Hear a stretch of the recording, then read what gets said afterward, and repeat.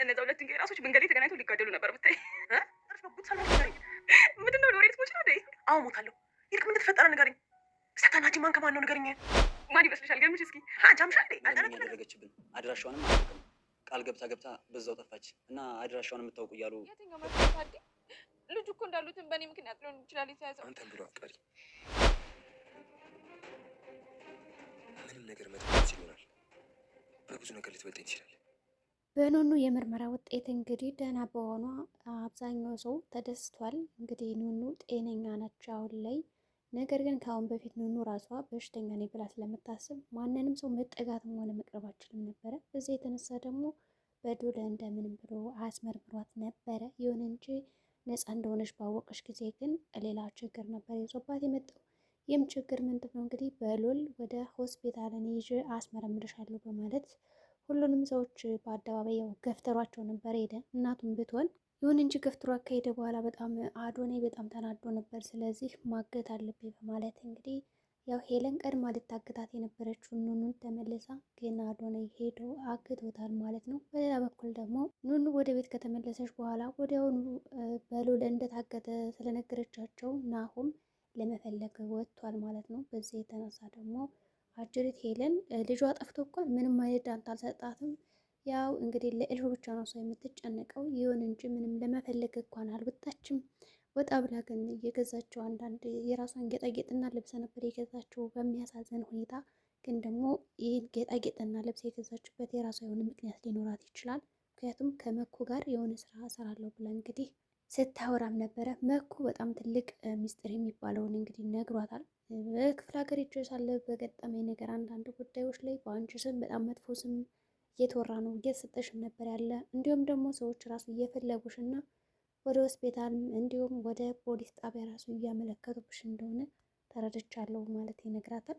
እንግዲህ የክፍለ ሀገር ሰዎች ምንድን ነው የሚሉኝ እባክህ እስኪ ንገረኝ በማለት ስትጠይቀው ይቅርብሽ ብሏን ነበር። ግን ደግሞ ግድ የለም ክፉም ሆነ በጎ መስማት እፈልጋለሁ ስላለችው ይነግራታል። መኩም እንግዲህ የዛኔ በሄድኩበት ሴሎች የነበረው ልጃችን ወስዳ ሸጠቻቸው፣ ልጃችን ወስዳ ገደለቻቸው፣ መጠቀም ያደረገቻቸው፣ መለመኝ ያደረገቻቸው የሚሉ የተለያዩ ስያሜዎችን ሰጥተውሻል።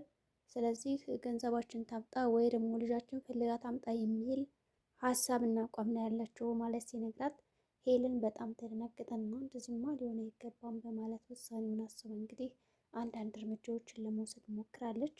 ይሁን እንጂ የእሷ እርምጃ የተባሉት እንግዲህ የተለያዩ ነገሮች ነበሩ። ለምን አንተ ቀኝ እጅ አትሆንም? ስራዎችን ለምን አብረህ አንሰራም? በማለት መኩ የስራ ባልደረባ እንዲሆን ቀጥረዋለች። መኩም እንግዲህ አይ እኔ እንደዚ አይነት ስራ ውስጥ መግባትም ሆነ መሳተፍ አልፈልግም ቢላትም ለእናት ስትል እኮ ሰርተህ መኖር አለብህ፣ ዝም ብለህ እዚህ ቁጭ ብለህ መኖር የለብህም። አሁንም ቢሆን ተመልሰህ ወደ ገጠር የሆነ እቃ ሰጠህና ታደርስልኛለህ ትለዋለች። መኩ በጭራሽ አይሆን ብሎ ነበር፣ ግን ደግሞ ለመስራት ሲል ተስማምቷል ስራውን። እንግዲህ ሄለን ምን አይነት ስራ ታሰራው ይሆን? ህገወጥ ነገሮችን ከመኩ ጋር ለመጀመር ሞከራለች።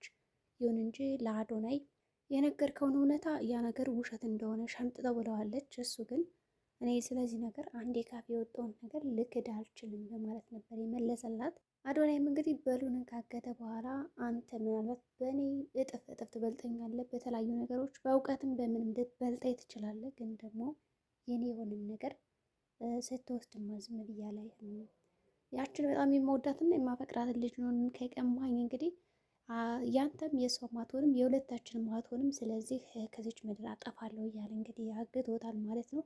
እስካሁን አዶናይ እንዳገተው ማንም ሰው አላወቀበትም። ሄለንም እንግዲህ ለኑኑ ማስጠንቀቂያ ሰጣት ነበረ። ከዚህ በፊት ከበሉል በጣም እንድትርቅ ነበር የፈለገችው። ቢሆንም እንኳን ሊርቃት በጣም እየተቀራረቡ ስለነበረ እባክሽ እትዬ ፈልጊው በሉልን ስትላት የሆነ ያመጣችላት አማራጭ ነበረ። ምንም እንኳን ፈልጌ ባገኘውና ባመጣው በእርግጠኝነት ከሱ ትርቂያለሽ እንጂ ከጠገቡ ድረስ ስትይ እንዳልሰማሽ ብላታለች። ኑኑም እንግዲህ ብቻ በሉል በሰላም ይመለስ በሚለው እሺ በማለት ነበር የተቀበለቻት። እንዲሁም ደግሞ ከሱ ለመራቅም ቃል ገብታላታለች። እንግዲህ ቃል ከገባች በኋላ ኑኑም ወደ መኝታ ክፍሏ ሄዳ ቁጭ ብላ እንደተለመደው ስለ በሉል እያስታወሰች ነው በገጠማት አንዳንድ ነገሮች እንዲሁም ደግሞ ሲያደርግላት ስለነበረ ሲያመሰግናትም ሲያሞግሳትም ነበር። በዚህ ምክንያትም እንግዲህ መለስ ብላ ወደኋላ ስታለቅስም ነበረ። ያው በጣም እንደሚወዳትም እንዳፈቅራትም ነግሯታል።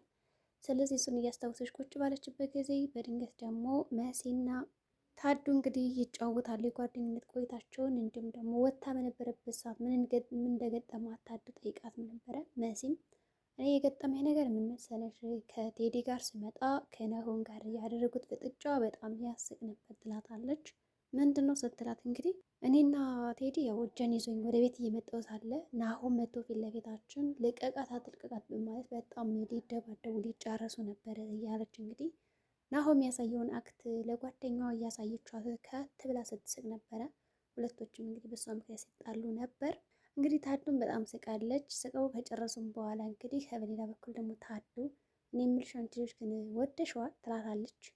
አረ እኔ ያልወደድኩትም በጣም ነው እኮ የምጠለው ትላታለች። እንግዲህ ቴዲን በጣም እንደምጠለው ነው የምታውቀው። ቢሆንም ግን እኔ አልወደውም አላልኩሽም፣ አልጠለውም አላልኩሽም፣ ግን ደግሞ አለ አይደለም የሆነ በቃ ደስ የሚል ስሜት አለኝ ብላታለች። እንደውም ደግሞ መለስ ብላ ቴዲ የነገራት ሀሳብ ነበረ በሄለና በሱ መካከል ምንም አይነት ግንኙነት እንደሌለ እንዲሁም ደግሞ አብሮ አደግ ጓደኛ እንደሆኑ ብቻ ስለነገራት ይህን ነገር መለስ ብላ አስታውሳ ስትስቅም ነበር። ይሁን እንጂ ታዱ እንደወደደችው ተረድታለች። በቃ እንነሳ ማለት እንግዲህ ሄለን ስለፈለገቻቸው ወደ ሄለን ለመሄድ ይሞክራሉ።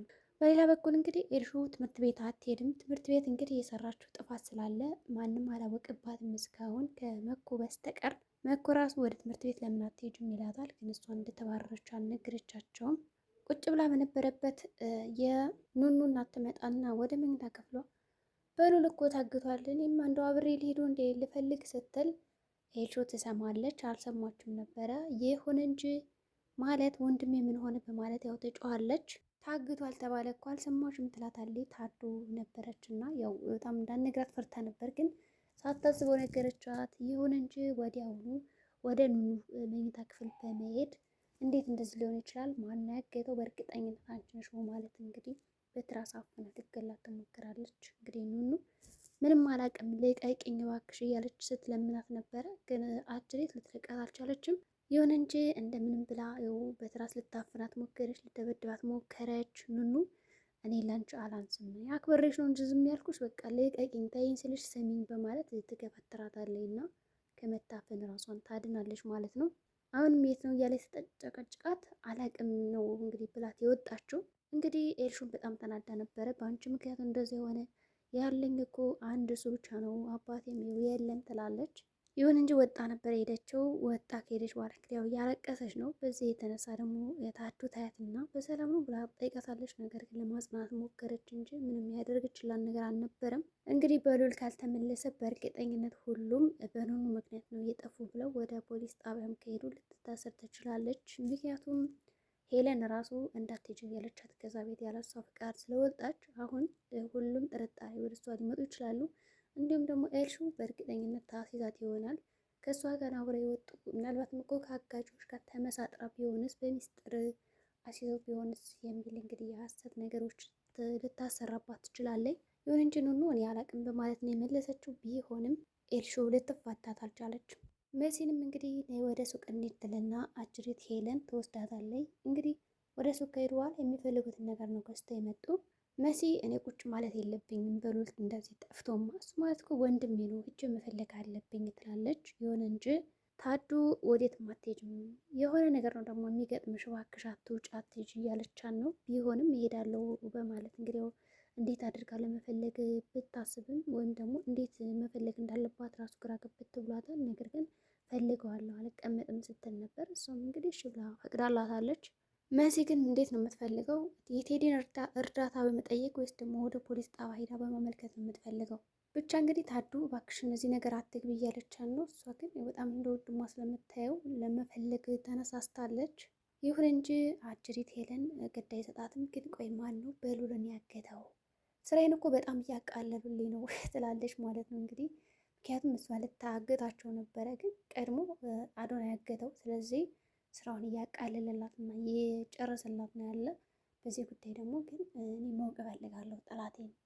ምናልባት እነሱ ከሆኑ እኮ አብሬ ብሰራስ፣ እንዲሁም ደግሞ እነሱ ያው ያደፈረሱትን ነገር እኔ ማጥላት የለብኝም በማለት ብዙ ነገሮችን እያሰበችው ነበረ። ይሁን እንጂ በሉልም ከታገተበት ኑ ፍቱኝ፣ ማን ያገተኝ እያለ ቢጮህ የሚሰማው የለም። ግን ደግሞ ተኝቶ ስለነበረ ይው ውሃ ደፍተውበታል። ሌው ላይ ነው እንግዲህ ደፉበት። ያኔ ፍቱኝ ፍቱኝ ያለ ቢጮህ ማን ይስማው? ያው ሲስቁበት ነበረ። በእርግጥ አዶናይ ነው እንግዲህ ተደብቆ ሲስቅ የነበረው ማን ቢልም በሳቁ ሊለየው አልቻለም። በመጨረሻም እንግዲህ አዶናይ መጣና ታያለህ አንተማ በቃ በዚች ምድር መቆየት የለብን በማለት ይፎክርበታል። ነገር ግን በሉል ምን ቢያደርገው ነው አዶናይ ሊያግተው የቻለ? አዶናይም በጣም እንደሚወደው እንግዲህ ያሳያል። በሉልም ያን ያክል ክፉ ሰው አይደለም። ግን አዶናይ ኑኑ ስለመጡበት ነው ብዬ አስባለሁ። እኔ በበኩል ያገተው እንጂ ሌላ ምንም አይነት ነገር ኖሮበት አይደለም። ወይም ደግሞ ሄለን ያው ትወደዋለች ብሎ ስለሚያስብ ነው እንግዲህ ያገተው። ግን ሄለን ስለ በሉል ምንም ግድ አይሰጣትም። ይሁን እንጂ በሉል ከኪሱ የነበረውን ቀለበት ያው መሲ እንዳደረገቻት እንዲሁም ደግሞ ያቺ ኤልሹ እንዴት አድርጋ ከእሷ ሻንጣ ውስጥ እንደከተተችው ነግራ ያው እንግዲህ ፍቅረኛው እኮ ሌባ ነው ብላ ለእናቷ አሳየችው። የሚል ቀለበትም ሰጥታታለች። ይሁን እንጂ መሲ ይህን ነገር ስትሰማ ወይኔ ያን ጊዜ በቃ ተመልሶ ወደ እንትኑ አላስቀምጠውም ማለት ነው በማለት ያው አሰበች። እንግዲህ አላስቀምጠውም ነበር። በዚህ የተነሳ እንግዲህ ሌባ ሊባል ይችላል። እንግዲህ የዛሬ ቪዲዮአችን ይህን ይመስላል። በቀጣይ ቪዲዮ እስከምንገናኝ መልካም ጊዜ ይሆንላችሁ።